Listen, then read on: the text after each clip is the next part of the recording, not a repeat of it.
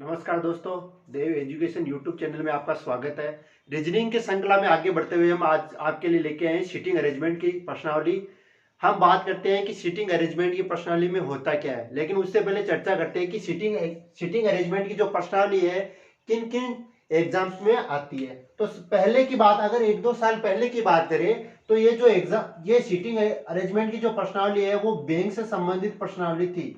यानी जितने भी जो बैंक के एग्जाम होते थे उनमें सीटिंग अरेंजमेंट से संबंधित प्रश्नावली होती थी और उससे संबंधित 5-6 क्वेश्चन आते थे। फिर बाद में क्या हुआ, जो सेंट्रल एग्जाम है, सेंट्रल लेवल के एग्जाम है, उसमें भी ये प्रश्नावली ऐड हो गई। अब जब से जो पटवार का सिलेबस चेंज हुआ है, राजस्थान पुलिस का सिलेबस चेंज हुआ है, तो उसमें सीटिंग अरेंजमेंट की प्रश्नावली भी ऐड की गई है। तो हम देखते हैं कि राजस्थान पुलिस और जो पटवार का सिलेबस था उसमें एक शब्द एक एक्स्ट्रा हो गया, एक प्रश्नावली एक्स्ट्रा हो गई, वो थी बैठक व्यवस्था या सीटिंग अरेंजमेंट।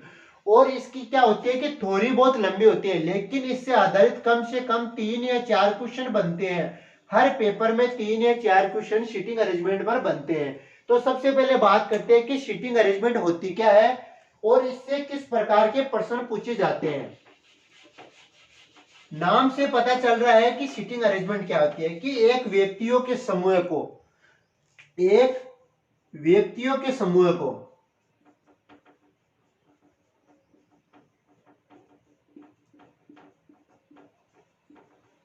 एक व्यक्तियों के समूह को एक व्यवस्थित क्रम में बैठाना, व्यक्तियों के समूह को व्यवस्थित क्रम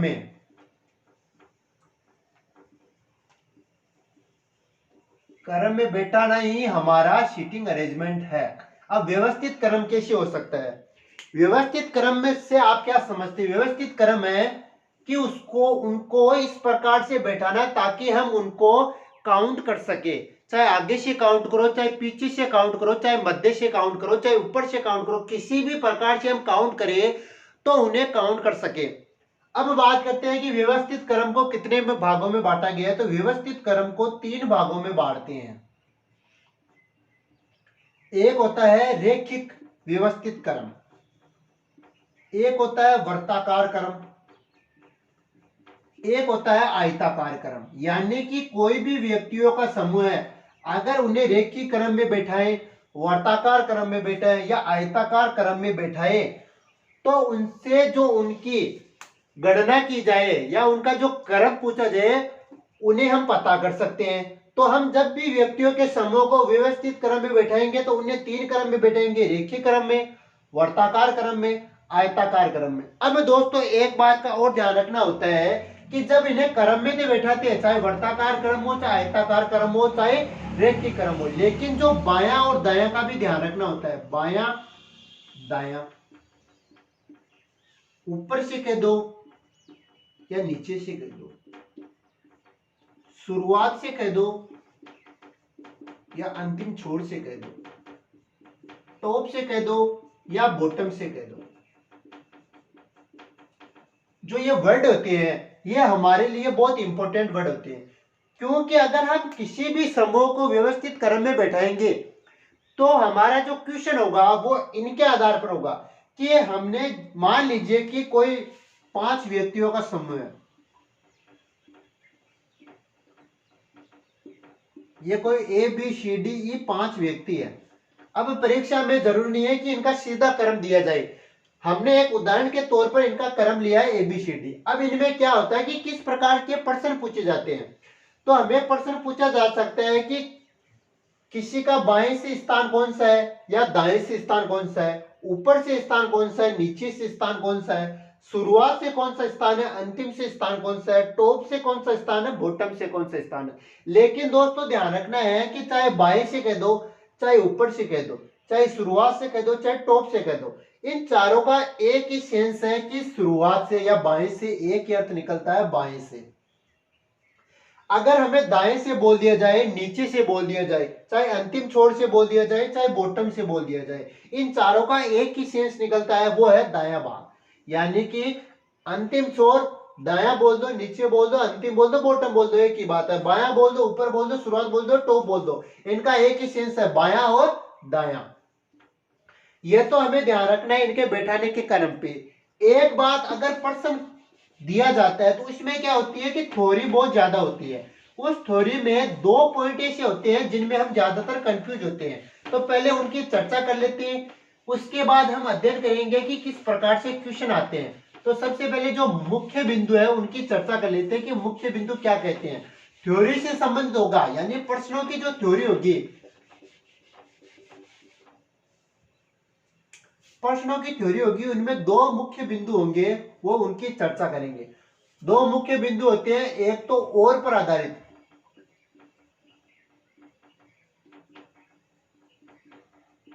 यानी कि ये जो दोनों है, और एक होता है जो पर आधारित।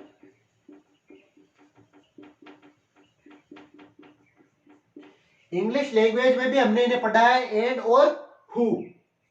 इसका अर्थ होता है इंग्लिश लैंग्वेज में एंड, और इसका अर्थ होता है हु।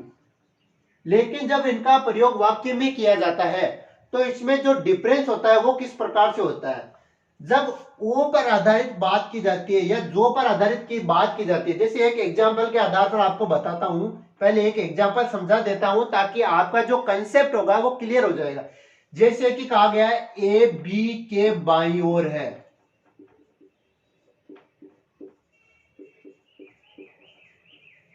और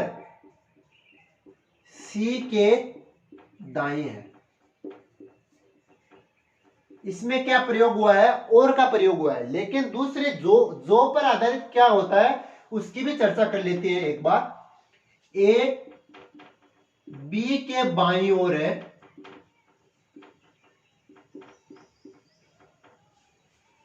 ओ जो सी के दाएं है। जो दोनों एग्जाम्पल है उसमें कुछ भी डिफरेंस नहीं, यानी जो 3% है वो सेम है। लेकिन इसकी जो थ्योरी कह रही है, जो सेंटेंस का जो सब सेंटेंस में जिन शब्दों का प्रयोग किया गया है उसमें डिफरेंस है। डिफरेंस क्या है, और का और जो का डिफरेंस है। अब डिफरेंस है तो उनका जो मीनिंग होगा वो भी अलग होगा। अब देखिए यहां इसका मीनिंग क्या निकल रहा है, ए बी के बाईं ओर है। तो किसी भी क्वेश्चन को शुरुआत करते हैं तो शुरुआत करते समय ध्यान रखना है जो सेकंड नंबर का पर्सन आया है, यहां सेकंड नंबर का पर्सन, यहां भी सेकंड नंबर का पर्सन, यानी जो 2 नंबर पे पर्सन है उसको पहले लिखते हैं। यानी कि बी, ए बी के बाईं ओर, बाईं ओर का मतलब है पहले, तो ए बी के बाईं ओर है और सी के दाएं है। तो सी के दाएं कौन है, ए है या बी है। तो इसमें कंफ्यूज नहीं होना है। जब भी और की चर्चा की जाती है, जो फर्स्ट पर्सन है, 1 नंबर का पर्सन है, उसके बारे में कहा जाता है, यानी और का संबंध पहला नंबर का पर्सन है उससे है। तो ए बी के बाईं ओर ये तो है, लेकिन सी के दाएं है, ए सी के दाईं ओर है, ए सी के दाईं ओर, यानी सी का दाया ए बन गया। तो यह हो गया हमारा क्रम सी ए और बी, हमारा क्रम क्या हो गया, सी ए बी। अब इसी क्वेश्चन की चर्चा जो के आधार पर करते हैं। ए बी के बाईं ओर है, जो सी के दाएं है। तो सबसे पहले सेकंड पर्सन को लिखेंगे, सेकंड नंबर पे पर्सन है वो है बी, तो बी को लिख दिया। तो सेंटेंस की परिभाषा क्या कह रही है, ए बी के बाईं ओर है, तो ए बी के बाईं ओर है। लेकिन ध्यान रखना आगे क्या कहा गया है, जो सी के दाएं। अब सी के दाएं कौन है, तो जब भी जो लिखा आ जाए तो उसका संबंध सेकंड नंबर के पर्सन से होगा। सेकंड नंबर पर किस पर्सन की चर्चा की गई है उससे संबंध होगा। तो बी के बाएं ओर है जो सी के दाएं। अब सी के दाएं कौन है, बी हो जाएगा। तो सी के दाएं, सी के दाएं हो जाएगा बी। तो सी के दाएं किधर होगा, तो सी कहां जाएगा, इस तरफ आ जाएगा, सी के दाएं बी हो जाएगा। अब ध्यान रखना है, देखो यहां क्या चर्चा की गई है कि ए बी के बाईं ओर है, ए बी के बाईं ओर है जो सी के दाएं है, तो सी के दाएं ए हो गया। ए बी के बाईं ओर है, ए तो बी के बाईं ओर है, लेकिन जो सी के दाएं है, सी के दाएं कौन है, बी, तो इन दोनों के मध्य सी आ जाएगा। ध्यान रखना इस बात का। अब आगे बात करते हैं। तो हमारा जो थ्योरी थी वो कह रही थी कि जो और या जो से आधारित जो क्वेश्चन बनेंगे, ओ या जो से आधारित क्वेश्चन बनेंगे उसमें क्या लिखना है, तो सबसे पहले सेकंड पर्सन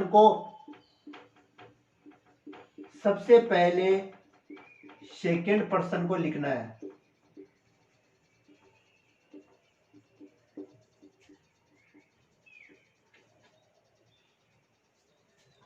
सबसे पहले क्या करना है, सेकंड पर्सन को लिखना है। और पर आधारित जब क्वेश्चन आएगा तो उसमें प्रथम व्यक्ति की बात होगी, प्रथम व्यक्ति की बात होगी। लेकिन जब जो पर आधारित होगा तो उसमें द्वितीय व्यक्ति की बात होगी।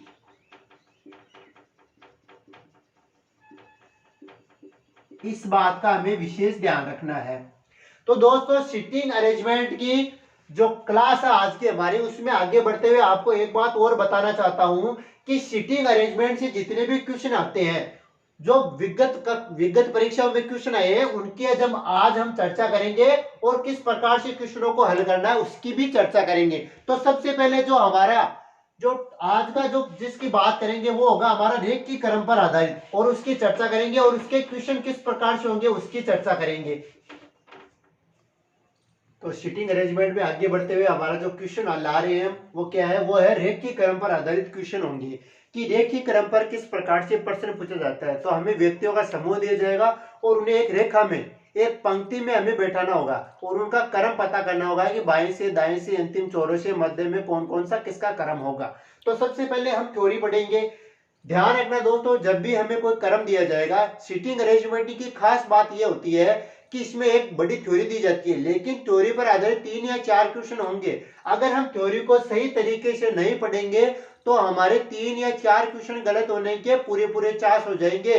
तो हमें ध्यान रखना है कि जो थ्योरी है उसे अच्छी तरीके से पढ़ना है, और थ्योरी कौन सा क्रम कह रही है, रेखीय क्रम कह रही है, वर्ताकार क्रम कह रही है, आयताकार क्रम कह रही है, उसके आधार पर हमें उसका डायग्राम बनाना है। तो सबसे पहले हम बात ही चर्चा ही कर रहे हैं रेखीय क्रम की, तो हमारे पास स्पष्ट है कि रेखीय क्रम बनाना है। लेकिन अगर एग्जाम की दृष्टि से बात की जाए तो उसमें क्रम की चर्चा मध्य में की जाएगी, क्वेश्चन के मध्य में चर्चा की जाएगी। तो सबसे पहले बात करते हैं कि 7 मित्र है और उनका नाम है LMNOPQR, यानी 7 मित्र जिनके नाम दिए गए हैं, उत्तर की ओर मुंह करके एक ही सीधी रेखा में बैठे। अगर दोस्तों हमें परीक्षा में कोई क्वेश्चन है और उसमें ये नहीं बोला जाए कि किस ओर मुंह करके खड़ा है, तो उसका सीधा सा मतलब है डायरेक्ट उत्तर की ओर मुंह करके खड़े हैं। लेकिन अगर परीक्षा में बोला जाए तो हमें जिस दिशा में उसका मुंह करने को कहा जाए उसी दिशा में हमें मुंह करना है। तो हमें उत्तर की ओर मुंह करके खड़ा रहने के लिए कहा गया है। तो हम 7 व्यक्तियों की एक लाइन बनाते हैं और उन सभी का मुंह किस दिशा में होगा, उत्तर की ओर होगा, यानी सभी के मुंह किस दिशा में होंगे, उत्तर दिशा में होंगे। हम जानते हैं कि ऊपर की ओर उत्तर दिशा होती है, तो उत्तर दिशा में उनके मुंह होंगे। तो सबसे पहले बात की गई है LMNOPQR। तो दोस्तों LMNOPQR को डायरेक्ट नहीं जमाना है, उन्हें हमें व्यवस्थित क्रम में लाना है। ये नहीं कि उनके क्रम दिए गए तो उन्हें ऐसे के ऐसे ही क्रम में जचा दे, ये नहीं करना है। सीधा क्रम नहीं है, किसी भी क्रम में हो सकती है, तो वो क्रम ही तो हमें पता करना है। अब यहाँ पे भी लिखा है, जरूरी नहीं है कि उसी क्रम में हो, यानी कि ये सेम क्रम नहीं है, क्रम उनका चेंज हो सकता है। तो सबसे पहले बात क्या की गई, तो हमारा क्वेश्चन हो है वो यहां से स्टार्ट हो रहा है, MO के दाएं 5वें स्थान पर है। तो सबसे पहले क्या लिखना है, सेकंड पर्सन लिखना है। तो मान लीजिए कि मैंने यहाँ सेकंड पर्सन लिख लिया, तो O के दाएं 5वें स्थान पर है, कौन सा स्थान, 1 2 3, यानी O के दाएं 5वें स्थान पर है। तो O के दाएं 5वें स्थान पर आते हैं, देखिए 1 2 3 4 5, M है O के दाएं 5वें स्थान पर है, O के दाईं और 5वें स्थान पर है। अब क्या कह रहे हैं, PL के दाएं तीसरे स्थान पर है, PL के दाएं तीसरे स्थान पर है, यानी L यहां मान लिया तो इसके तीसरे स्थान पर 1 2 3, PL के दाएं तीसरे स्थान पर है। L और L व P पंक्ति के दोनों छोर पर नहीं है, पंक्ति के दोनों छोर पर L और P नहीं है। Q व R एक दूसरे के निकटतम पड़ोसी है, Q और R निकटतम पड़ोसी है, तो R और Q को इसी प्रकार भी जमा सकते हैं, या आर और क्यू को इस प्रकार भी जमा सकते हैं, लेकिन जो हमारा क्रम जम रहा है अगर उसमें कोई डिफरेंस नहीं आ रहा है तो हम सीधे क्रम में जमा लेंगे। एन क्यू के बाएं तीसरे स्थान पर है, क्यू के बाएं 1 2 3, ये तीसरे स्थान पर एन हो गया। अब जो हमारा क्रम बन गया वो इस प्रकार है, N O L Q R P M. प्रश्न की हमने चर्चा कर ली है कि एम ओ के दाएं 5वें स्थान है, ओ के दाएं 1 2 3 4 5वां स्थान आ गया। फिर आता पी एल के दाएं तीसरे स्थान पर है, एल के दाएं तीसरे स्थान पर पी हो गया। एल व पी पंक्ति के दोनों छोर पर नहीं है तो दोनों छोर पर एल व पी नहीं है। एन क्यू के बाएं तीसरे स्थान पर, क्यू के बाएं तीसरे स्थान पर एन हो गया। तो अब ये तो हमारी थ्योरी और इसके आधार पर हमने डायग्राम बना लिया है, लेकिन जो हमारे क्वेश्चनों की शुरुआत होगी वो अब होगी। तो O के संबंध में Z का स्थान, तो O के संबंध में, सॉरी Z नहीं यहाँ पे R है, ये गलती से हो गया। O के संबंध में R का स्थान, तो O और R के संबंध में क्या है, तो O के संबंध में बताना R का स्थान, तो दाएं से तीसरा, देखिए दाएं से 1 2 3, तो दाएं से थर्ड स्थान हो गया, तो दाएं से तीसरा स्थान हो गया। फिर अगला क्वेश्चन क्या कह रहा है उसकी चर्चा करते हैं। अंतिम छोरों पर बैठे व्यक्ति, तो अंतिम छोर देखिए बाएं तरफ से ये छोर हो गया और दाएं तरफ से ये छोर हो गया, तो अंतिम छोर पर बैठे व्यक्तियों की चर्चा। अब इसमें यह नहीं कहा गया कि बाएं ओर से बताना है या दाएं ओर से बताना है, तो हम ये भी बोल सकते हैं एन और एम। अगर इसकी चर्चा करते हैं तो एम और एन, अगर बाएं छोर से पूछा जाए तो एन और एम होगा, दाएं छोर से पूछा जाए तो एम और एन होगा, ध्यान रखना इस बात का। तीसरा क्वेश्चन की चर्चा करते हैं। सभी मित्रों को बाएं से दाएं वर्णानुक्रम में बैठाए तो किनका स्थान अपरिवर्तित होगा, यानी बाएं ओर से दाएं ओर की ओर चलना, हमें बाएं ओर से दाएं ओर की ओर चले और वर्णानुक्रम यानी अल्फाबेट की ऑर्डर के हिसाब से जमाना है, यानी जिसका नंबर पहले आए उससे पहले जमाना है। तो किसका स्थान परिवर्तन नहीं होगा, तो सबसे पहले हमें पता है कि सबसे पहले एल आएगा, तो सबसे पहले हमने एल को बैठा दिया। एल के बाद में एम, एम के बाद में एन, एन के बाद में ओ, ओ के बाद में पी, पी के बाद में क्यू और क्यू के बाद में आर। अब देखिए किसका क्रम परिवर्तित नहीं हुआ है, इसका क्रम परिवर्तित हो गया, इसका भी परिवर्तित हो गया, इसका भी परिवर्तित हो गया, इसका भी परिवर्तित हो गया, यहाँ पे भी परिवर्तन, यहाँ पे भी परिवर्तन और यहाँ पे भी परिवर्तन, यानी कि साफ साफ पता चल रहा है कि किसी का भी स्थान अपरिवर्तित नहीं होगा, परिवर्तन होगा, सभी में परिवर्तन हो रहा है। दोस्तों इस प्रकार के क्वेश्चन बहुत ज्यादा देखने को मिलते हैं, वर्णानुक्रम पे आधारित परिवर्तन होता है, उसके आधार पर प्रश्न देखने को मिल जाते हैं। नेक्स्ट बात करते हैं, पंक्ति के ठीक मध्य में कौन होगा, तो पंक्ति में 7 लोगों की पंक्ति है, इधर से 3 इधर से 3, तो मध्य में कौन हो गया हमारा क्यू, तो मध्य में हमारा हो गया क्यू। दोस्तों ये तो हमने क्वेश्चन की चर्चा कर ली है, लेकिन ध्यान रखना है कि जब भी इसी आधार पर कोई क्वेश्चन होता है तो सिंगल क्वेश्चन कभी नहीं आता है, 3 या 4 क्वेश्चन आते हैं, केवल आपको ध्यान रखना है उसकी थ्योरी क्या कह रही है। अब नेक्स्ट क्वेश्चन की चर्चा करते हैं, अब आगे नेक्स्ट क्वेश्चन की चर्चा करते हैं जो कि रेखीय क्रम पर भी आधारित होगा।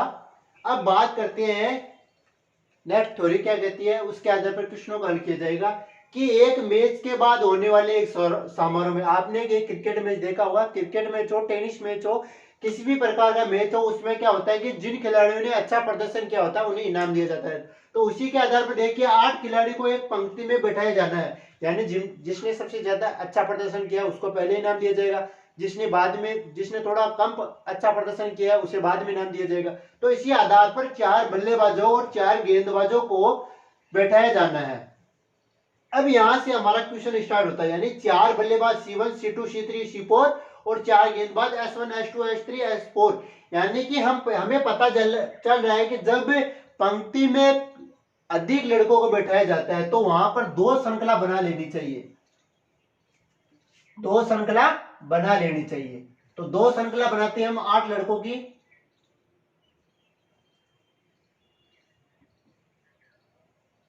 यहां पर भी 2 श्रृंखला बना देते हैं ताकि जो क्वेश्चन है ना हल करने में दिक्कत ना हो।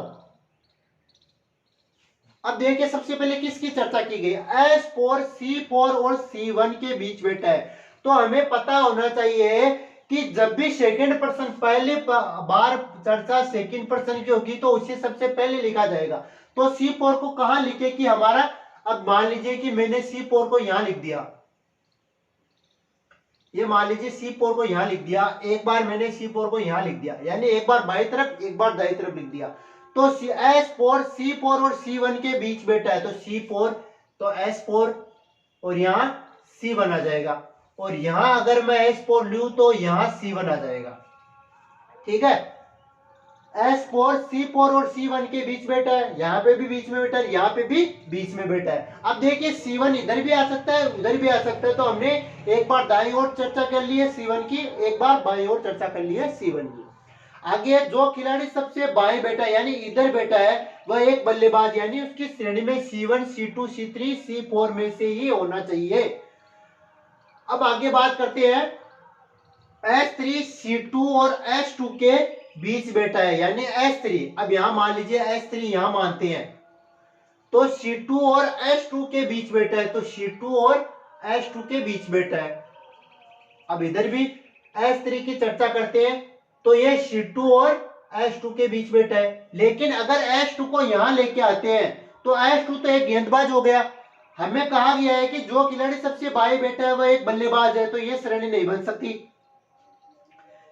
अब आगे बात की गई है S सबसे दाईं ओर, S1 सबसे दाईं ओर बैठा है, ये S1 सबसे दाईं ओर बैठ गया, और इसके बगल में एक बल्लेबाज है। अब बल्लेबाज कौन सा बच गया, C1 हो गया, C2 हो गया, C4 हो गया, तो C3 हो गया, ये एक बल्लेबाज बच गया। C3 C4 के दाहिनी ओर है, C4 के दाहिनी ओर C3 है, यानी हमारी ये सीरीज एकदम करेक्ट बन रही है। ये गलत हो गई, गलत कहां हो गई कि जो S2 है ये बाईं ओर बन रहा है, ये हमें बताया गया है कि जो S की यानी गेंदबाज होगा वो बाईं ओर नहीं होगा, बाईं ओर कौन होगा, एक बल्लेबाज होगा। तो ये सीरीज तो हमारी कैंसिल हो गई, तो इस सीरीज को यहाँ कैंसिल कर देते हैं। अब सीरीज हमारी एक रह गई, तो इसके आधार पर जो हमारे क्वेश्चन बनेंगे, देखिए सीरीज को एक बार देख लेते हैं। S4 C4 और C1 के बीच है, S4 C4 और C1 के बीच है, सबसे बाईं ओर एक बल्लेबाज है। S3 C2 और S2 के बीच में, S3 C2 और S2 के बीच में, C3 C4 के दाहिनी ओर है, C3 C4 के दाहिनी ओर है। अब हम बात करते हैं क्वेश्चन की। दोस्तों मैंने पहले भी बताया है कि जब भी थ्योरी बड़ी होगी तो उसके आधार पर 3 या 4 क्वेश्चन पूछे जाएंगे। तो यहाँ 2 क्वेश्चन पूछे गए हैं। S4 के दाहिनी ओर खिलाड़ी, S4 ये है S4, इसके दाएं ओर खिलाड़ी कौन है, इसके दाएं ओर खिलाड़ी है C1। S4 के दाहिनी ओर खिलाड़ी, तो दाहिनी ओर खिलाड़ी C1 भी है, C3 भी है, S1 भी है। तो इसमें कुछ नहीं कहा गया कि जस्ट दाहिनी ओर, दाहिने दूसरा, दाहिने तीसरा, तो हमें कुछ भी नहीं कहा गया है, तो C1 ही हमारा आंसर होगा। अब आगे बात की गई है, यदि C2 S1 के बगल में बैठा दिया जाए, C2 को S1 के बगल में बैठा दिया है, S1 यहां हो गया, तो इस C2 को S1 के बगल में बैठा दिया जाए तो यहां 3 हो जाएगा और यहां हो जाएगा 2। तो यदि C2 को S1 के बगल में बैठा दिया जाए तो बाएं से चौथा स्थान। अब दोस्तों यहां सीरीज को चेंज नहीं करना है, केवल चेंज करना है C2 को और C3 को। अब इस क्वेश्चन से कोई हमारा लेना देना नहीं होगा, लेकिन हमें क्या करना है, C2 को S1 के बगल में बैठाना है। C2 को S1 के बगल में बैठा दिया तो बाईं ओर से चौथा स्थान, तो बाईं ओर से पहला ये, दूसरा ये, तीसरा ये, और एक चौथा कौन हो गया, C4। तो बाईं ओर से चौथा स्थान C4 का हो जाएगा, S4 के दाईं ओर C1 खिलाड़ी हो जाएगा। अब हम आगे बात करेंगे, जो हमारा वर्ताकार क्रम है उसके आधार पर क्वेश्चनों की चर्चा करेंगे। अब आगे बात करते हैं व्यवस्थित क्रम के सेकंड पार्ट पर। व्यवस्थित क्रम का फर्स्ट पार्ट रेखीय क्रम पर आधारित हमने चर्चा कर ली है, उससे किस प्रकार के प्रश्न पूछे जाते हैं उनकी भी चर्चा कर ली है। जिन प्रश्नों की हमने चर्चा की है उनसे अलग कुछ भी नहीं पूछा जाएगा, बस आपके व्यक्तियों के नाम चेंज हो सकते हैं, लेकिन वही प्रश्न पूछे जाएंगे जो बाईं ओर से हो, दाईं ओर से हो, उनके क्रम भी पूछे जाते हैं। इनसे कुछ अलग नहीं होता है, इसकी गारंटी मैं देता हूं आपको, 100% गारंटी आपकी कि इनसे कुछ अलग नहीं होगा। थ्योरी भी इसी प्रकार की होगी, लेकिन आपको क्या पूछ सकता है, कुछ अलग व्यक्तियों के नाम देगा और उनका क्रम पूछ सकता है अलग, लेकिन क्रम वही होगा, बाईं ओर से, दाईं ओर से, मध्य से, अंतिम छोर से, यही क्रम होता है। अब इसी क्रम में आगे बढ़ते हुए वर्त पर आधारित, तो दोस्तों पहले वर्त की चर्चा करते हैं कि वर्त पर आधारित प्रश्न किस प्रकार से पूछे जाते हैं। मान लीजिए कि वर्त पर कोई भी पांच या छह आदमी कोई वर्त में बैठे, एक वर्ताकार टेबल पर कोई 5 या 6 आदमी बैठे, हमने 4 आदमी की चर्चा कर ली। जैसे मान लीजिए कि ABCD 4 आदमी वर्ताकार बैठे हैं, तो हमें दो चीजों का ध्यान रखना है कि उनका मुख किस दिशा में होगा। तो मुख का ध्यान रखना है, या तो उत्तर की दिशा में बोलेगा या दक्षिण की ओर मुख बोलेगा। तो इस विशेष बात का ध्यान रखना है। जब मुख उत्तर की ओर बोला जाता है तो हमने पिछले कक्षाओं में चर्चा की थी कि घड़ी की दिशा के घूमने के आधार पर ही हम इनके आधार पर चर्चा करेंगे। तो घड़ी किस ओर घूमती है, घड़ी इस ओर घूमती है, दक्षिणावर्त घूमती है। तो जब भी हमें केंद्र की ओर मुख करके बोला जाए या उत्तर की ओर मुख करके बोला जाए, तो जब दक्षिणावर्त घूमा जाता है, दक्षिणावर्त, तो उसका मतलब है कि बाईं ओर घूमना, बाईं ओर घूमना, बाईं ओर घूमना या चलना। कि जब भी हमें यह कहा जाए कि कोई व्यक्ति है और वो उसके दक्षिणावर्त चलना है या बाईं ओर चलना है, तो इसका मतलब है कि इसके दक्षिणावर्त चलने का मतलब है बाईं ओर चलना, बाईं ओर चलने का मतलब है दक्षिणावर्त चलना। यहां पर कोई व्यक्ति है तो उसका बायां ओर किस ओर होगा, दक्षिणावर्त ओर होगा। अगर हमें यह कहा जाए कि दाईं ओर चलना है, अभी हम उत्तर दिशा की ओर बात कर रहे हैं, अगर हमें कहा जाए दाईं ओर चलना है, तो दाईं ओर चलने का मतलब है वामावर्त चलना, घड़ी के विपरीत दिशा की ओर चलना, एंटी क्लॉकवाइज चलना। वामावर्त चलने का मतलब है कि एंटी क्लॉकवाइज चलना, यानी कि दाईं ओर चलना। तो इस बात का विशेष ध्यान रखना है कि अगर किसी भी व्यक्ति के बाईं ओर चलने का मतलब है घड़ी की दिशा की ओर चलना, दाईं ओर चलने का मतलब है घड़ी के विपरीत दिशा की ओर चलना। यह तो कब होगा, जब उत्तर की ओर उसका मुख हो या केंद्र की ओर उसका मुख हो। जब दक्षिण की ओर उसका मुख हो, यानी इसके विपरीत दिशा की ओर उसका मुख हो, तब हमें कहा जाए कि दाईं ओर चलना है, तब हम घड़ी की दिशा की ओर चलेंगे। और बाईं ओर चलने का मतलब है वामावर्त चलेंगे। इस बात का विशेष ध्यान रखना है। अब हम अपने क्वेश्चन की तरफ आते हैं कि क्वेश्चन क्या कह रहा है। दोस्तों इस बात का विशेष ध्यान रखना है कि हमें दक्षिणावर्त चलने का कह रहा है या वामावर्त चलने का कह रहा है, उसका मुख उत्तर दिशा में है या दक्षिण दिशा में है। इस बात का अगर ध्यान रखेंगे तभी ही हमारा क्वेश्चन हम सोल्व कर पाएंगे।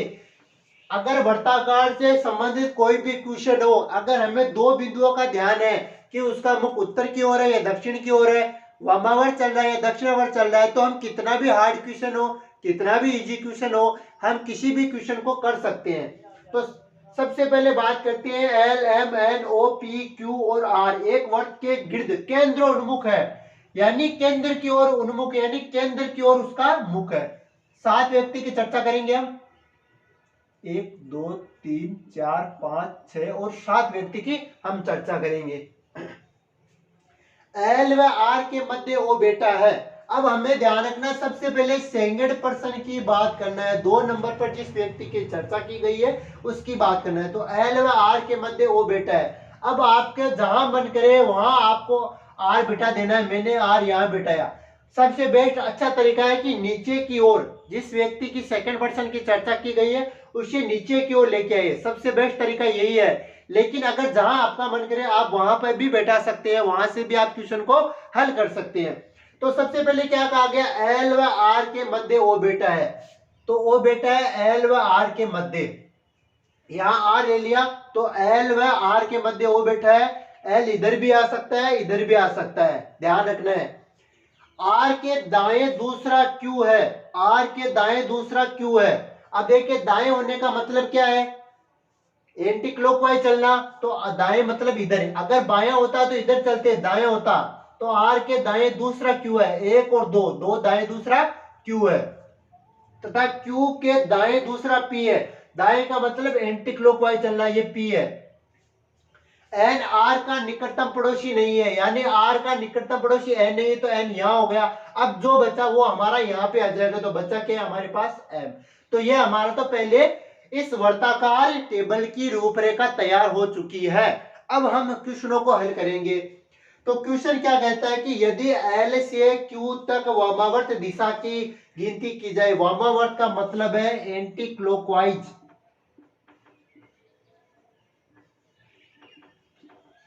अगर एल से क्यू तक वामावर्त ये एल है, एल से क्यू तक वामावर्त। अब ये तो हो गया दक्षिणावर्त, ये इधर से वामावर्त। अगर एल से क्यू, अगर हमें पता नहीं चले कि वामावर्त कौन सा है, तो दाएं ओर जब भी जाएंगे उसका मतलब है वामावर्त जाना। तो यहां से एल के दाएं ओर जा रही है तो क्यू की ओर वामावर्त हो गया। ए से क्यू तक वामावर्त दिशा में गिनती की जाए तो एल व क्यू के मध्य, एल व क्यू के मध्य 3 व्यक्ति है, तो इसका आंसर हो जाएगा 3। पी के एकदम बाएं, बाएं का मतलब है दक्षिणावर्त चलना, तो पी के साथ दक्षिणावर्त चले, पी के साथ दक्षिणावर्त चले, दक्षिणावर्त का चलना इधर बाएं ओर चलना, तो बी बाएं एन होगा। ये तो हो गया हमारा जो क्वेश्चन पर, जो थ्योरी पर आधारित क्वेश्चन हो गया। एक बार आपको वापस बता देता हूं, इस चर्चा को हम वापस चर्चा कर रहे हैं कि जब भी हमें दक्षिणावर्त या वामावर्त का कहा जाता है,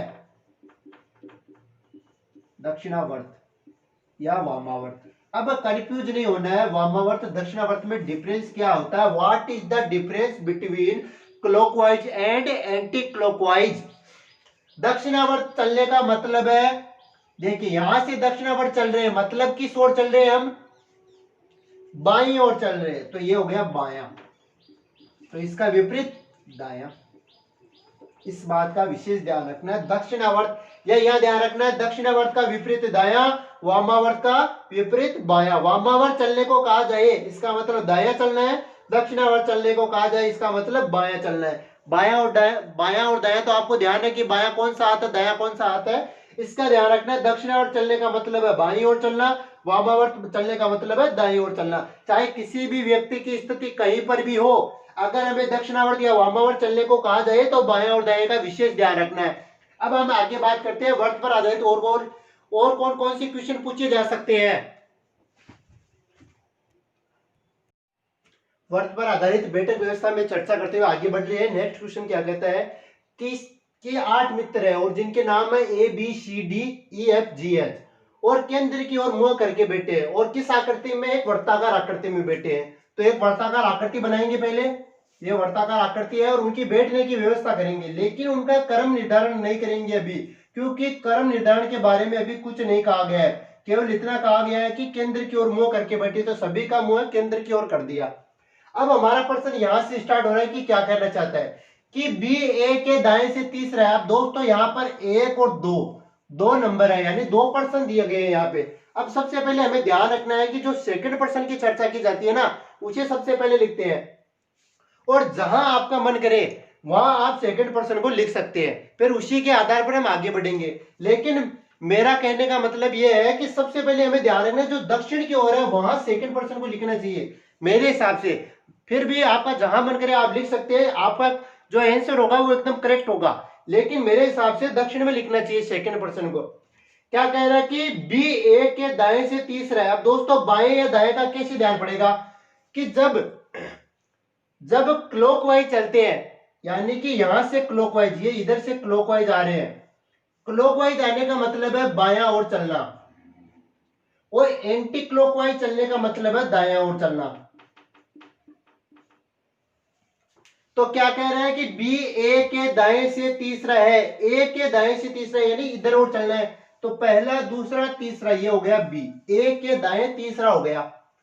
जो अब देखिए यहाँ पे जो कंजक्शन है, कल हमने बात पिछली 1-2 क्वेश्चन में हमने बात कर ली है कि और जो इन दोनों में डिफरेंस है, और इन डिफरेंस का भी पता कर लिया है। तो जो और का संबंध होता है वो पहले से होता है, प्रथम व्यक्ति से होता है, और जो का संबंध होता है दूसरे व्यक्ति से।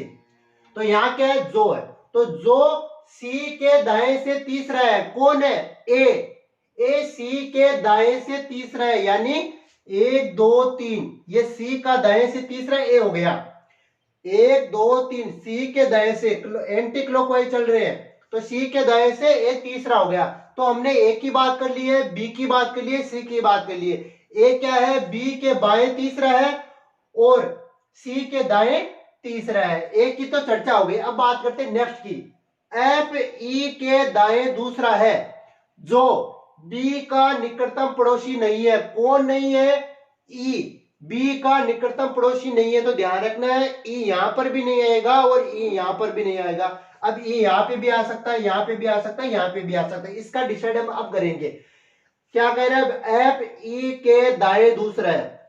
अगर मैं ई को यहां लिखूं तो एफ दाएं दूसरा होने का मतलब है यहाँ पे, तो यहाँ पे तो आ नहीं सकता। तो अब मैं ई को यहां लिखता हूं तो दाएं दूसरा यहां हो जाएगा एफ, तो ई भी हो गया, एफ भी हो गया, बी सी ए हो गया। अब क्या कह रहा है, आगे चर्चा करते हैं। डी एच के बाएं से दूसरा है, जो जी के बाएं दूसरा है, तो कौन जी के बाएं दूसरा कौन हो गया, एच। तो जो का संबंध यहाँ पे एच से हो गया, इस जो का संबंध ई से हो गया। अब क्या कहता है, डी एच के बाएं से दूसरा है, एच के बाएं से, ये एच है, एच का बायां इधर हो जाएगा तो ये डी हो गया। एच यहां पे रखेंगे, इसका बायां दूसरा डी हो गया। एच को यहां पे भी रख सकते हैं, अगर यहां पे रख के यहां पे करें डी को, तो आगे देखिए क्या होता है। जो जी के बाएं दूसरे स्थान पर है, अब जी के बाएं, यहां पे जी को लिखूं तो जी के बाएं तो डी हो गया, तो वो तो हो जाएगा रोम।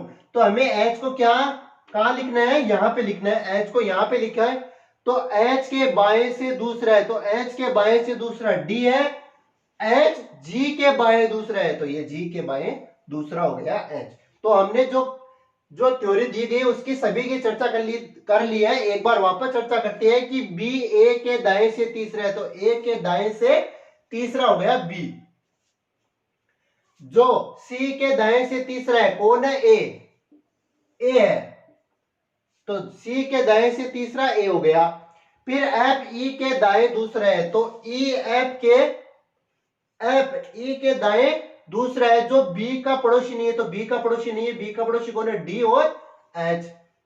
अब आगे बात करते हैं, डी एच के बाएं से दूसरा है, एच के बाएं से दूसरा डी है, और जी के बाएं दूसरे स्थान पर, जी के बाएं दूसरे स्थान पर एच है। अब ये तो हो गया हमारा जो डायग्राम बन गया, इसके आधार पर हम बताएंगे कि किसका स्थान कहां पर है। अब हमारा क्वेश्चन स्टार्ट होता है। पहला क्वेश्चन है, ए के बाएं दूसरे स्थान पर कौन है, ए के बाएं यानी क्लॉकवाइज चलना है, इस आधार पर चलना है। तो ए के बाएं 1 2 3 दूसरे स्थान पर, सॉरी ए के बाएं दूसरे स्थान पर कौन है, तो ए के बाएं दूसरे स्थान पर है जी। फिर पूछा गया है बी के एकदम बाएं कौन है, बी के एकदम बाएं, बाएं मतलब क्लॉकवाइज चलना है, तो बी के एकदम बाएं डी हो गया, ये डी हो गया। एफ के संबंध में एच का स्थान, एफ के संबंध में एच का स्थान, तो एफ के अगर दाएं से चर्चा की जाए तो तीसरा स्थान हो गया, ये तो दाएं से स्थान हो गया, तीसरा, दाएं से तीसरा। अगर बाएं से चर्चा की जाए तो 1 2 3 4 और पांचवा स्थान, तो बाएं से कौन सा स्थान हो गया, पांचवा स्थान। तो इस प्रकार से हमने चर्चा कर ली है कि किस प्रकार से क्वेश्चन पूछे जाएंगे, किस प्रकार से उनका हल करना है। एक बात का विशेष ध्यान रखना है कि जब भी हम थ्योरी पढ़ रहे हैं तो और जो में विशेष ध्यान रखना है। और का संबंध होता है पहले व्यक्ति से, जो का संबंध होता है दूसरे व्यक्ति से, और सबसे पहले जिस व्यक्ति की चर्चा, सबसे पहले जो सेंटेंस दिया गया है उसमें सेकंड पर्सन को सबसे पहले लिखेंगे, ताकि हमारे जो क्वेश्चन है उसमें गलत होने की कहीं भी संभावना नहीं रहेगी। इसके आधार पर और भी क्वेश्चन पूछे जा सकते हैं कि जी के विपरीत कौन है, ए के विपरीत कौन है, इस प्रकार से भी प्रश्न पूछे जा सकते हैं। उनमें किसी भी प्रकार का संबंध दे सकते हैं। अगर हमारा जो डायग्राम है वो एकदम करेक्ट बन रहा है तो चाहे इससे एक क्वेश्चन दो, चाहे 5 क्वेश्चन दो, हम किसी भी क्वेश्चन को हल कर सकते हैं। बस ध्यान रखना है, एक तो थ्योरी क्लियर होनी चाहिए, एक हमारा डायग्राम क्लियर होना चाहिए। डायग्राम क्लियर कब होगा, जब हमारी थ्योरी एकदम कंसेप्ट क्लियर होगा। कंसेप्ट में दो चीजों का ध्यान रखना है, और जो का, और पहले सेंटेंस में किस व्यक्ति की चर्चा की गई है इस बात का। अब हम आगे बढ़ते हुए बात करेंगे आयताकार क्रम की। अब हम आगे नेक्स्ट क्वेश्चन की चर्चा कर रहे हैं। सबसे पहले हमें किसी भी क्वेश्चन को करने से पहले उसकी थ्योरी पढ़नी है, और थ्योरी में जिस आकार की बात की जाए उसी आकार के आधार पर हमें चलना है। तो सबसे पहले क्या कहा गया है, थ्योरी पढ़ते हैं। एक समिति में 6 सदस्य, जिनमें 3 पुरुषों को दर्शाया गया, मेल 1 मेल 2 मेल 3, और 3 महिलाएं, तो महिलाओं को दर्शाया गया फीमेल 1 फीमेल 2 फीमेल 3, यानी किसी का नाम नहीं दिया गया है। एक षटकोणीय टेबल के कोण पर चर्चा के लिए, तो षटकोणीय 6 कोण की होनी चाहिए। अब 6 कोण की क्या है, वर्त 6 कोण का नहीं हो सकता, एक रेखा 6 कोण की नहीं हो सकती, एक आयत 6 कोण का नहीं हो सकता, एक वृत्त 6 कोण का नहीं हो सकता। लेकिन हमें क्या करना है कि षटकोणीय आकृति बनानी है। अब षटकोणीय टेबल बनाने के लिए हमें क्या करना है, ये इस प्रकार से आप बना मत देना, ये एक चतुष्कोणीय है, ये षटकोणीय नहीं है, चतुष्कोणीय। इस प्रकार आप बना मत देना, नहीं तो आपका क्वेश्चन गलत हो जाएगा। आप क्या करोगे, आप इस प्रकार से बना के क्या करोगे, ये यहाँ पे 4 हो गए और यहाँ पे क्या करोगे आप, इसके आमने सामने यानी 6 कोण। यहाँ कोण नहीं बन रहे हैं, यहाँ पे 4 भुजा तो 4 ही कोण बनेंगे। हाँ 6 व्यक्तियों को बैठा जरूर सकते हैं, लेकिन हमारा जो आंसर होगा वो यहाँ गलत हो जाएगा। तो हम क्या करेंगे, सबसे पहले षटकोणीय आकृति बनाएंगे। तो षटकोणीय आकृति बना रहे हम,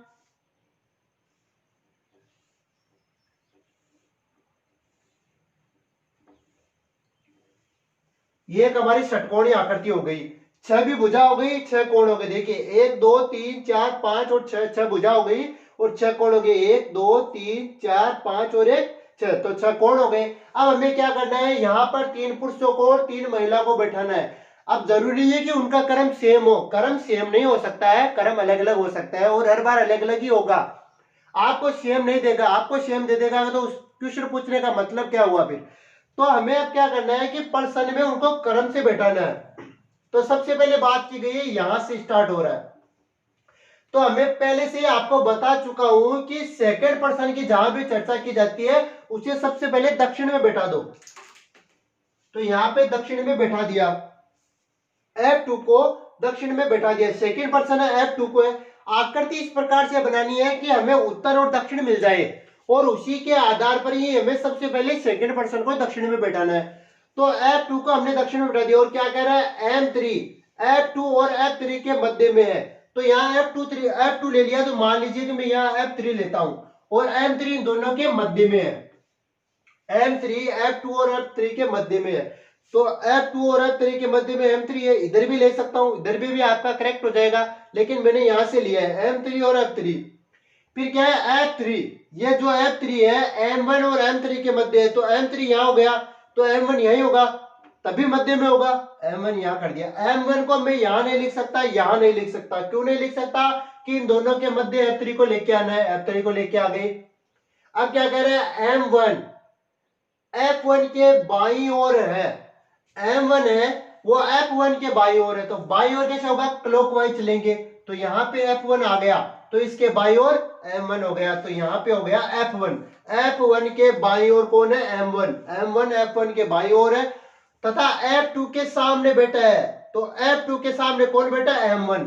अब कैसे पता चला, देखिए जहां कहीं भी और तथा लेकिन किंतु परंतु आ जाए तो इसका मतलब सीधा सा मतलब है प्रथम व्यक्ति की चर्चा की गई। तो M1 F2 के सामने, सीधा सा पता चल रहा है। लेकिन जहां पर जो आ जाए दोस्तों, इसी बात का ध्यान रखना है, कोई भी क्वेश्चन हो अगर उसकी थ्योरी पढ़ते समय इस बात का ध्यान रखना है, जहां कहीं भी और तथा लेकिन किंतु परंतु कुछ भी आ जाए, उनका तो एक ही अर्थ है या। लेकिन जहां पर जो आ जाए, जो या जो कि किसी व्यक्ति का नाम नहीं, यहाँ पे जो कि सेंटेंस करेक्टर है। तो जो कि अजय उसका मतलब है कि सेकंड पर्सन की चर्चा की गई है, और तथा लेकिन किंतु या उसका मतलब है प्रथम पर्सन की चर्चा की गई है। तो यहाँ पे प्रथम पर्सन की चर्चा की गई है, M1 F2 के सामने बैठा है। तो M1 F2 के सामने बैठा है। अब बचा कौन, देखिए M1 M3, तो M2 बच गया। आगे क्या कहा गया, कोई भी पुरुष एक दूसरे के सामने नहीं है, एक दूसरे के बगल में नहीं है। तो M2 के बगल में नहीं है, M3 के बगल में नहीं है, M1 के बगल में भी नहीं है, और न ही कोई महिला आपस में साथ साथ बैठी है। तो कहीं पर भी कोई पुरुष साथ में नहीं बैठा है, कोई भी महिला साथ में नहीं है। जो भी हमें इंस्ट्रक्शन दिए गए वो एकदम करेक्ट हो रहे हैं यहाँ पे। तो ये हमारा डायग्राम बन गया। तो इस प्रकार से हमारा ये डायग्राम बना है। अब इस डायग्राम के आधार पर हमें क्वेश्चन सोल्व करने हैं। क्वेश्चन क्या कह रहा है, M2 के सामने कौन है। तो M2 के सामने ये रहा M3। देखिए M2 के सामने M3 है, इधर नहीं या इधर भी नहीं। अगर ये आयताकार आकृति होती तो इसके सामने यहां पर भी कर सकते थे, लेकिन ये आयताकार आकृति नहीं है, ये षटकोणीय आकृति है। तो M2 के सामने कौन है, M3। F1 और F3 के मध्य, F1 और F3 के मध्य, तो इन दोनों के मध्य कौन है, M1। देखिए F1 और F3 के मध्य कौन है, M1। साफ पता चल रहा है। अगर आप एक बार डायग्राम एकदम करेक्ट बना लेते हो तो आपको जो क्वेश्चन है उन्हें सोल्व करने में तकलीफ नहीं होगी। M2 के बाई ओर M2 के बाई ओर कौन है, तो यहां रहा हमारा M2, और बाई ओर चलने का मतलब है क्लॉकवाइज, यानी घड़ी की दिशा की ओर चलना है, तो कौन है F1। अगर दाई ओर पूछता तो एंटी क्लॉकवाइज चलती है, तो वहां पर हो जाता F2।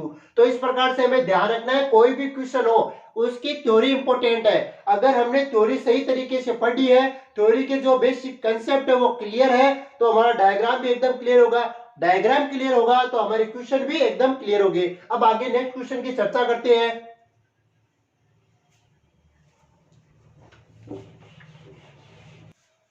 नेक्स्ट क्वेश्चन की चर्चा करते हैं कि नेक्स्ट क्वेश्चन क्या कह रहा है। नेक्स्ट क्वेश्चन में जब थ्योरी दी गई है तो थ्योरी बहुत बड़ी है, लेकिन आपको ये नहीं सोचना है कि हमें थ्योरी पढ़नी नहीं है। थ्योरी पढ़ोगे तभी हम क्वेश्चनों को हल कर सकते हैं। तो थ्योरी देखिए क्या कह रहा है। थ्योरी में चार लड़के और चार लड़के एक वर्ग में केंद्र की ओर मुंह करके बैठे, यानी आकृति कैसी होगी, वर्गाकार। तो पहले वर्गाकार आकृति बना लेते हैं। वर्गाकार आकृति क्या होती है कि जिसकी चारों भुजाएं बराबर होती है, प्रत्येक कोण 90 डिग्री का होता है, वही वर्गाकार आकृति होती है। तो प्रत्येक वर्ग के कोनों पर, यानी कि जो ये कोने हैं इसके कोनों पर लोगों को बिठाना है, लेकिन चार ही कोने होते हैं, तो चार कोनों पर 8 लोगों को थोड़े बिठाएंगे। तो प्रत्येक कोने पर तथा भुजाओं के मध्य बिंदु, चार भुजाएं हैं, 1 2 3 4, तो इनके मध्य बिंदु, इनके मध्य बिंदुओं पर, यानी चारों कोनों पर, चारों भुजाओं के मध्य बिंदुओं पर वो चार लड़के और चार लड़कियां बैठी है। अब उनका क्रम साथ में नहीं है, ये ध्यान रखना है। चार लड़कों को साथ बैठा दिया, चार लड़कियों को साथ बैठा दिया, इसके बारे में कुछ कहा नहीं गया है। ठीक है, तो आगे हम हमारा क्वेश्चन स्टार्ट करते हैं। आगे क्या कह रहा है, तो हमारा क्वेश्चन यहां से स्टार्ट हो रहा है कि मधु की स्थिति उषा के सामने ठीक विकर्ण रूप में है। तो हम जानते हैं कि विकर्ण, एक वर्ग में दो विकर्ण विकर्ण होते हैं कि जब एक शीर्ष को दूसरे शीर्ष के, यानी विपरीत क्रम के शीर्ष से मिलाया जाता है तो बनी आकृति हमारा विकर्ण है। तो एक वर्ग में दो विकर्ण होते हैं और इन्हीं विकर्ण की आकृति पर बैठा गया है। तो सबसे पहले बात करते हैं कि मधु की स्थिति उषा के सामने ठीक विकर्ण रूप में है। तो मैंने पहले ही क्वेश्चनों में बता चुका हूं कि जो सेकंड पर्सन है उसको सबसे पहले लिखेंगे सेकंड पर्सन, यानी कि जब भी किसी भी सेंटेंस की शुरुआत करते हैं, केवल पहले सेंटेंस का ध्यान रखना है। जब भी पहले सेंटेंस की शुरुआत कर रहे हैं तो सेकंड पर्सन को सबसे पहले लिखेंगे, और लिखेंगे कहां, दक्षिण रूप में। तो दक्षिण में, यहां तो भुजाओं के मध्य में नहीं है, विकर्ण रूप में लिखना है, तो इस ओर लिख देंगे हम। तो इस उषा को दक्षिण में लिख दिया। अब क्या कह रहा है, उषा के, मधु उषा के सामने है, तो ये हो गई मधु। अब सामने तो यही है, तो यहां नहीं, विकर्ण रूप में सामने बताना, तो उषा के विकर्ण रूप में मधु सामने हो गई। जो गीता के दाई ओर है बेटी है, कौन बेटी है, दाई ओर। जो का मतलब है सेकंड पर्सन से, तो सेकंड पर्सन है उषा, तो गीता के दाई ओर बेटी है, तो ये गीता, और गीता के दाई ओर उषा हो गई। दाई ओर का मतलब क्या होता है कि एंटी क्लॉकवाइज चल रहा है इस ओर, ये दाया, और क्लॉकवाइज चलेंगे तो बायां हो जाएगा, ये बायां। जब भी क्लॉकवाइज चलेंगे उसका मतलब है बाईं ओर चलना, एंटी क्लॉकवाइज चलने का मतलब है दाईं ओर चलना। आगे बात करते हैं गीता से अगला राम, गीता के आगे। अब देखिए गीता के पीछे कौन हो गई, उषा, तो गीता के अगले राम हो गया। अगर यहाँ पे उषा नहीं होती तो हम इधर भी आगे बढ़ सकते थे और इधर भी आगे बढ़ सकते थे, लेकिन एक और तो उषा है तो इधर भी हो गया। तो गीता के आगे राम है जो गोपी के सामने, गीता से अगला राम गोपी के सामने है, तो गोपी के सामने हो गया। अब यहाँ विकर्ण रूप में बोला नहीं गया है, लेकिन हमें साफ साफ पता चल रहा है कि राम के सामने यहाँ तो मधु है, ये तो हो नहीं सकती, तो विकर्ण रूप में होगी, तो ये विकर्ण रूप में गोपी हो गया सामने। जो बोस के बाएं ओर बेटा है, कौन बेटा है, गोपी, तो बोस के बाएं यानी क्लॉकवाइज, तो यहाँ पे हो गया बोस। ठीक है, अब आगे बताया गया सुमा की स्थिति मधु के दाई न होकर प्रेमा के सामने, मधु के दाएं, दाएं का मतलब है एंटी क्लॉकवाइज चलना है, इस ओर चलेंगे, तो यहाँ पे उसकी स्थिति नहीं होनी चाहिए सुमा की, तो सुमा की स्थिति यहाँ नहीं है, इसका मतलब है सुमा की स्थिति यहाँ है। सुमा की स्थिति यहाँ है तो जो शेष बचा वो यहाँ हमारे यहाँ आ जाएगा। यानी कि जो भी हमारा जो थ्योरी दी गई है उसके सभी कंसेप्ट हमने हमारे यहाँ क्लियर हो गए। हमारे पास एक वर्गाकार आकृति भी बन गई है, हमने विकर्ण पे भी हमने जो लड़के और लड़कियां थी इनको बैठा दिया। अब हमारा जो नेक्स्ट टारगेट है, नेक्स्ट टास्क है, वो है क्वेश्चनों के उत्तर देना। तो सबसे पहले हमारा क्वेश्चन क्या कहता है, बॉस के सामने कौन है? तो बॉस के सामने कौन है? गीता। नेक्स्ट क्वेश्चन, सुमा के सामने कौन है? सुमा के सामने कौन है? प्रेमा। नेक्स्ट है, गोपी के दाएं दूसरा कौन है? गोपी। गोपी के दाएं चलने का मतलब है एंटी क्लॉकवाइज चलना, यहां चलना, तो दाएं दूसरा कौन है? मधु। तो इस प्रकार से हमने चर्चा कर ली है इस क्वेश्चन की कि किस प्रकार से हमें थ्योरी को पढ़ना है, उसे रीड आउट करना है, फिर बाद में कंसेप्ट को क्लियर करना है। इस बातों को ध्यान रखोगे तो 100% की मैं गारंटी लेता हूं कि आपका एक भी क्वेश्चन गलत नहीं होगा। एक भी क्वेश्चन गलत नहीं होने का मतलब है कि आपका सिलेक्शन पक्का हो जाएगा। तो हमें ध्यान रखना है, सीटिंग अरेंजमेंट से इसके अलावा कोई भी क्वेश्चन नहीं पूछा जाता है। केवल उसमें क्या होता है कि व्यक्तियों की स्थिति को चेंज कर दिया जाता है। तो अगर हमें स्थिति को सही रखना आता है, यानी हमारा जो बेसिक कंसेप्ट है वो क्लियर है, तो हम क्वेश्चन, कोई भी क्वेश्चन हो, चाहे उसका मुख केंद्र की ओर हो, चाहे केंद्र, चाहे विमुख हो, हम कोई भी क्वेश्चन कर सकते हैं। तो हमने सभी क्वेश्चनों की यहाँ पे चर्चा कर ली है, चाहे रेखीय क्रम पे आधारित हो, चाहे वृत्त क्रम पे आधारित हो, चाहे चतुर्भुज क्रम पे आधारित हो, वर्गाकार हो, आयताकार हो, किसी भी क्रम हो, हमने सभी की चर्चा कर ली है। और मैं आपको गारंटी देता हूं कि अगर आपने जो ये बेसिक कंसेप्ट आपको मैंने बताया, अगर आपके क्लियर है तो आप किसी भी क्वेश्चन को कर सकते हो। तो इस प्रकार से हमारी जो सीटिंग अरेंजमेंट की क्लास है यहीं पर भी समाप्त होती है। अगर हमारा चैनल आपको अच्छा लगे, हमारा पढ़ाया हुआ आपको अच्छा लगे, तो हमारे चैनल को लाइक कीजिए, सब्सक्राइब कीजिए, शेयर कीजिए, कमेंट कीजिए। थैंक यू, धन्यवाद।